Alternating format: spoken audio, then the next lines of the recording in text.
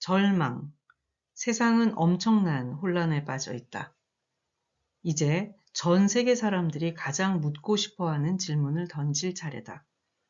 기쁨이 아니라 슬픔에 관한, 그리고 그들 자신의 것이 아닌 타인의 슬픔에 관한 질문이었다.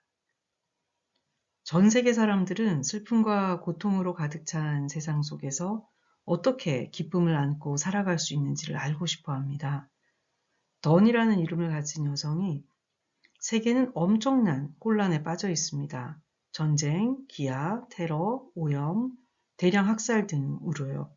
이런 뉴스를 들을 때면 제 마음은 무척 아픕니다. 이렇게 거대한 세계적인 문제가 있는 한복판에서 제가 어떻게 기쁨을 찾을 수 있을까요? 라고 질문을 보내왔습니다. 연장자께서 먼저 말씀하시죠. 대주교를 가리키며 달라이라마가 말했다. 인류애를 보여주면 됩니다. 대주교가 말을 시작했다.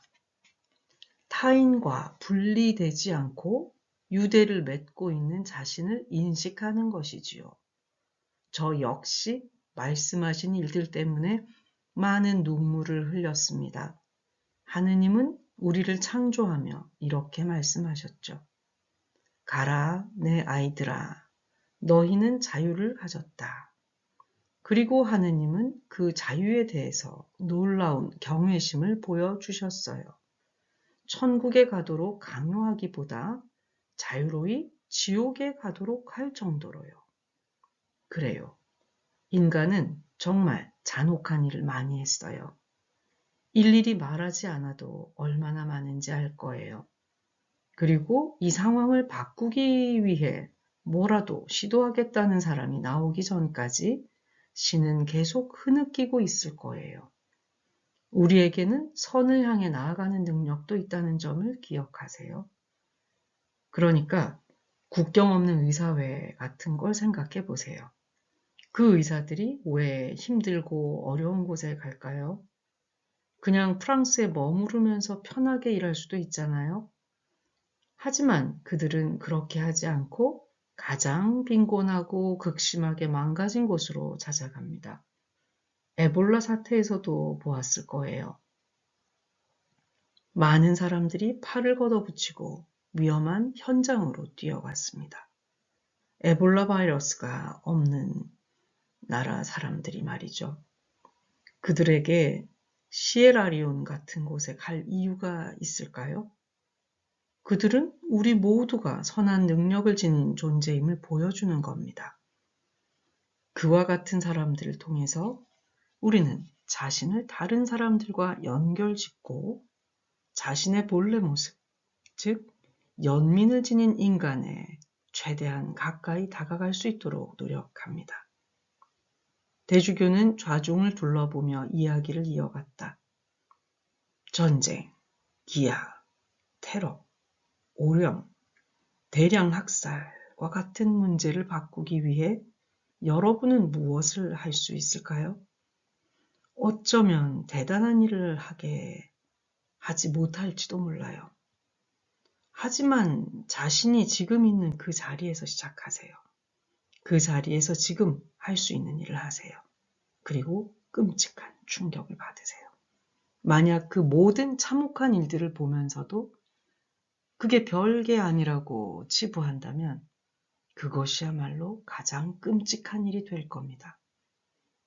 우리가 괴로움을 느낀다는 것은 오히려 멋진 일이에요.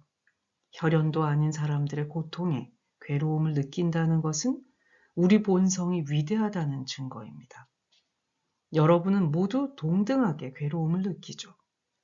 얼마나 많은 이들이 타인을 연민하고 자선을 베푸는지 놀라울 정도입니다. 9.11 테러와 같은 재앙이 벌어졌을 때 우리 인류는 모두가 가족이라는 사실을 깨닫습니다. 우리는 정말 가족입니다. 쌍둥이 빌딩 안에 있던 사람들은 나의 형제 자매들이에요. 그리고 그 비행기를 조종하던 사람들도 나의 형제 자매라는 걸 기억해야 합니다. 쓰나미가 일어났을 때 사랑, 연민, 그리고 구호가 넘쳐났던 걸 기억하나요? 그 희생자들을 털끝만치도 모르면서 사람들은 그저 주고 또 주었죠. 그게 바로 우리의 진짜 모습이에요. 9.11 이후 미국을 증오했던 사람들이 통쾌해할 것이라고 예상했지만 그 일을 통쾌하게 생각하는 사람들은 극히 적었어요. 대부분 아주 깊이 고통을 느꼈습니다. 만약 미국 대통령이 반격하지 않았더라면 우리는 전혀 다른 세상을 만났을지도 모릅니다. 물론 결국 전혀 다른 세상을 살게 되겠지만요. 어떤 비극이든 한번 보세요. 러시아에서 광부들이 갇혔을 때 사람들은 난 러시아어를 몰라. 그 광산이 어디 있는지도 모르고 라고 하지 않고 안타까워했어요. 연민은 그렇게 본능적으로 튀어나오는 겁니다. 우리가 결국 다른 세상을 맞이하게 될 것이라는 달라이 라마와 대주교의 믿음은 놀라웠다.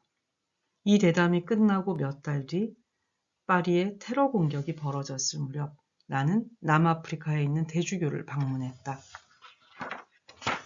많은 사람들이 인간의 명백한 반인륜성에 절망하고 있었다.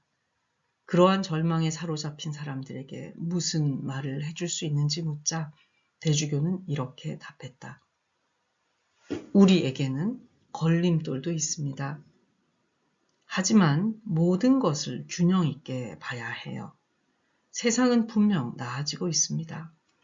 여성의 인권이나 노예 제도가 도덕적으로 정당했던 수백 년 전을 생각해 보세요. 모든 일에는 시간이 필요합니다. 우리는 성장 중이고 연민하는 법, 배려하는 법, 인간이 되는 법을 배우는 중입니다. 그날로부터 한 달쯤 지난 후 전 세계 사람들이 세계의 생존을 위해 파리에 모였다. 그리고 국가적인 차이와 경제적인 과욕을 극복하고 기후변화 협약을 비준했다. 대주교는 그의 영웅 가운데 한 사람인 마틴 루터킹 주니어가 한 말을 인용하곤 한다. 사실 마틴 루터킹 주니어도 자신의 영웅 가운데 한 명인 노예 폐지론자이며 성직자인 시어도어 파커의 말을 인용해서 한 말이다. 도덕적 세계의 궤적은 길지만 결국 정의를 향해 구부러집니다. 도덕적 세계의 궤적은 길지만 결국 정의를 향해 구부러집니다. 절망 속에서도 희망은 피어난다. 달라이 라마가 말했다. 제 경험을 하나 이야기해야겠어요. 2008년 3월 10일이었죠.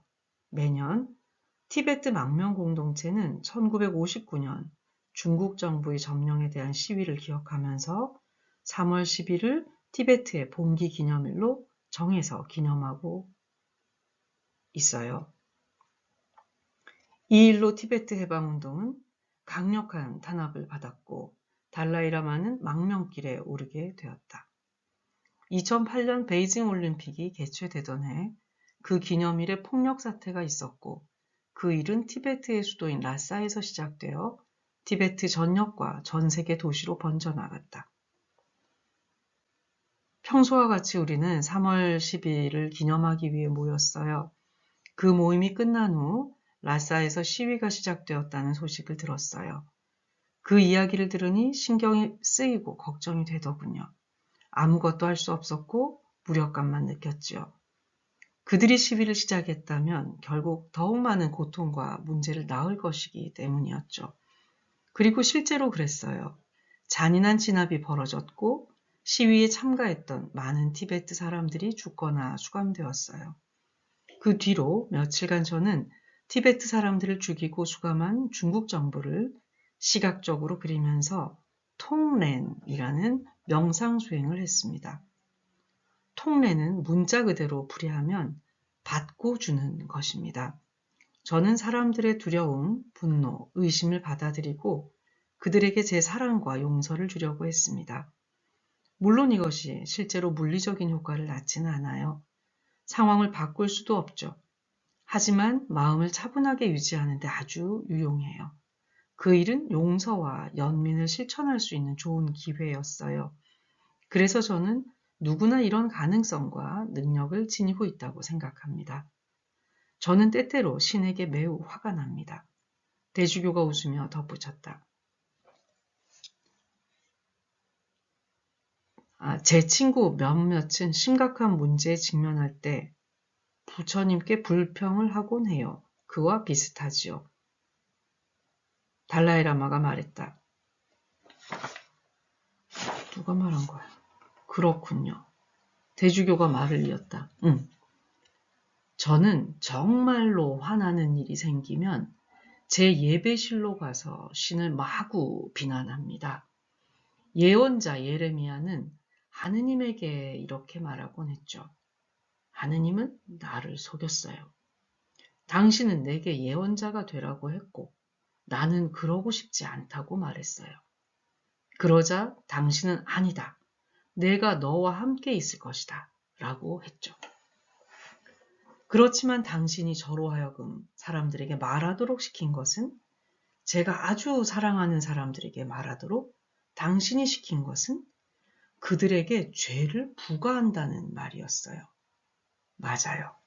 저도 바로 예레미야처럼 해요. 저는 예레미야의 이런 솔직함 때문에 성경에 등장하는 예언자들 가운데 가장 좋아해요. 당신도 신에게로 가서 이런 식으로 모든 것을 쏟아부을 수 있어요.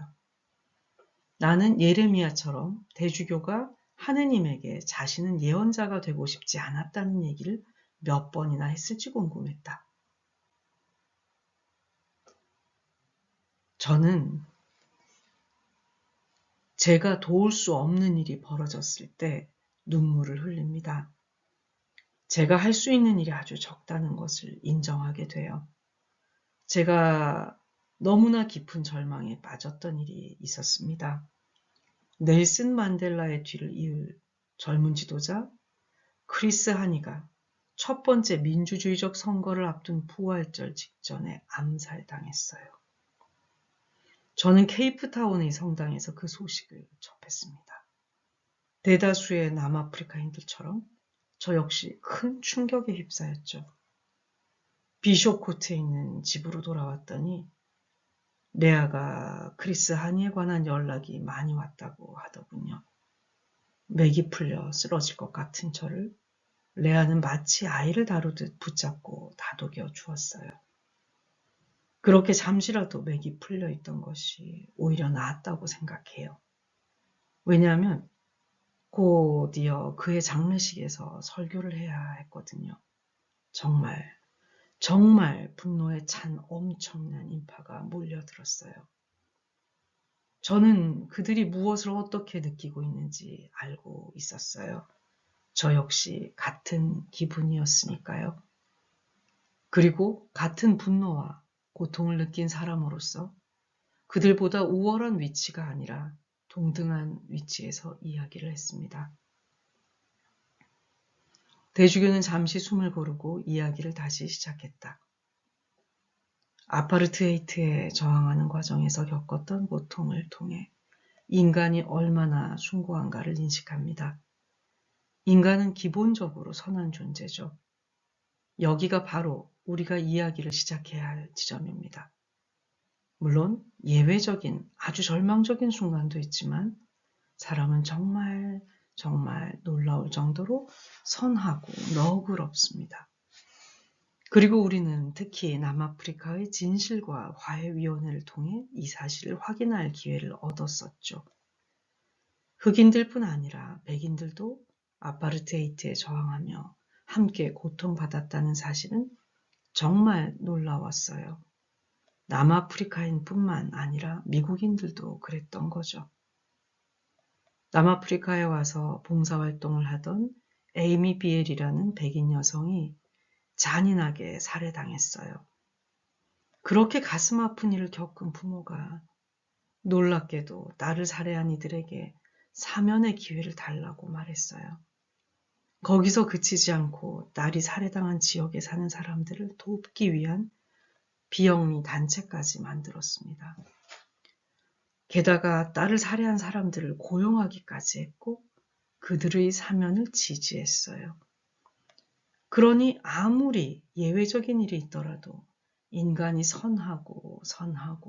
선하게 만들어졌고 정말로 선하게 살기를 바라고 있다는 것을 언제나 확인할 수 있지요.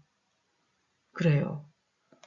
우리를 절망시키는 일들은 아주 많습니다. 하지만 이 세계에는 근사한 일 역시 아주 많아요.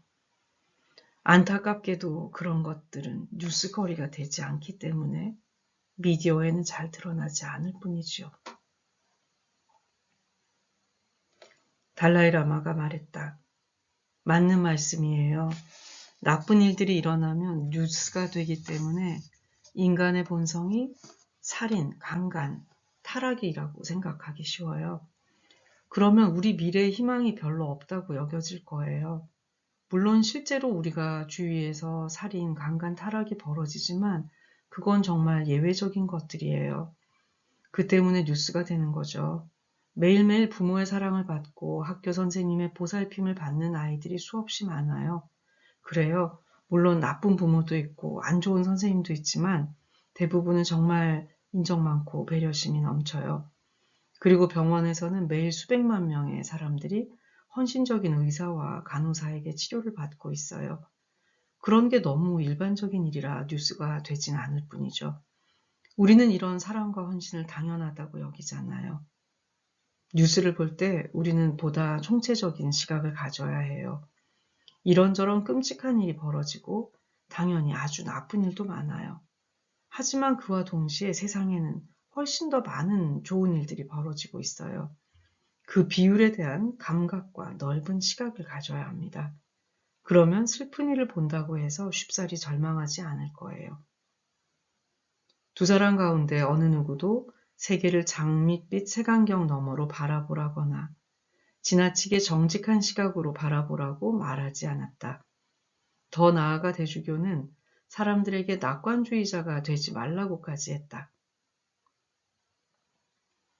희망과 낙관주의가 어떻게 다른가? 대주교님은 희망과 낙관주의가 전혀 다른 것이라고 강하게 설파하셨죠. 그 구분에 대해 좀 더 자세히 말씀해 주실 수 있나요? 나의 질문에 대주교가 설명을 시작했다. 희망은 낙관주의와 매우 다릅니다. 낙관주의는 좀 더 피상적이고 상황이 바뀌면 언제든 비관주의로 전락할 수 있어요. 하지만 희망은 보다 깊은 차원의 것입니다. 제가 앞서 새롭고 민주적인 남아프리카를 건설하기 위한 협상을 하는 아주 중요한 순간에 크리스 하니가 암살당했다고 얘기했었죠. 우리는 그때 벼랑 끝에 내몰려 있었어요. 상황이 매우 심각해서 당시 남아프리카의 백인 대통령이었던 클러크는 넬슨 만델라에게 국가 통치를 부탁할 정도였지요. 암살 사건은 그 협상을 무너뜨릴 수도 있었어요. 다행히 실제로 그러진 않았죠. 우리에게 넬슨 만델라 같은 사람이 있어 다행이었어요. 낙관론자들은 이렇게 말했을 거예요. 크리스 하니가 암살당했으니 모든 것이 끝이라고 말이에요. 그러나 사람들을 계속해서 앞으로 나아가게 했던 것은 낙관주의가 아니라 희망, 끈질기고 소명을 시킬 수 없는 희망이었어요. 희망이라는 말을 할 때 대주교의 목소리는 매우 강하고 단호했다. 사람들에게 저는 결코 낙관론자가 아니라고 말을 해요.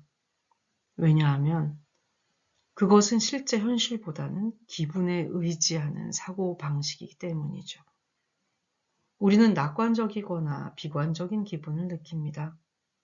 희망의 다른 점은 일시적인 기분이 아니라 확고한 신념에 기반을 둔다는 거예요. 저는 완전히 희망을 잃은 상황은 절대 일어나지 않는다는 변함없는 신념을 믿어요. 희망은 깊고 흔들림 없는 것이랍니다. 그건 배 속에 있는 거예요. 머리에 있는 게 아니죠. 바로 이곳에 있어요. 대주교는 자신의 배를 가리키며 말을 이었다.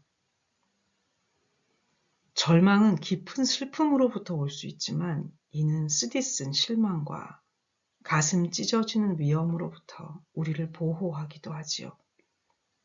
포기와 냉소주의는 상처 입거나 희망의 비극적 위험을 감수하지 않고 보다 쉽게 자신을 달래는 태도이긴 합니다. 하지만 희망을 선택한다는 것은 벌거벗은 가슴으로 이 폭풍우도 언젠가는 지나갈 것이라는 사실을 믿고 태풍 안으로 걸어 들어가는 것이죠. 대주교가 설명하듯 희망은 절망의 해독제이다. 그러나 희망을 갖기 위해서는 신념이 필요하다. 그 신념이 인생의 방향을 찾기 위한 고집이거나 인간의 본성에 그친다 해도 말이다. 또한 희망은 관계를 맺고 공동체를 이루어가면서 길러지기도 한다. 문자 그대로의 공동체이건 마하트마 간디, 마틴 루터 킹, 넬슨 만델라 같은 그리고 수많은 사람들의 노력에 대해 오랜 집단적 기억을 통해 만들어진 공동체이건 말이다. 절망은 우리를 안으로 파고들게 만들지만 희망은 우리를 다른 이들의 품속으로 보낸다. 그리고 대주교는 나에게 아주 개인적이면서도 보편적인 이야기를 해주었다. 많은 경우 희망은 사랑과 같은 것입니다. 당신은 왜 레이첼에게 청혼을 했나요? 사랑이 지속될 것이라 어떻게 믿을 수 있었나요? 거기엔 증거가 없잖아요. 그래도 당신이 처음에 그녀에게 그랬던 것처럼 많은 사람들이 사랑에 푹 빠집니다. 그리고 몇 년이 지나 이혼하기도 하죠. 그렇지만 내면 깊은 곳에서 당신은 그녀가 바로 자신이 찾던 사람이라고 생각했고 그녀 역시 당신이 바로 자기가 찾던 사람이라고 생각했죠. 그러니 당신이 옳았던 거예요.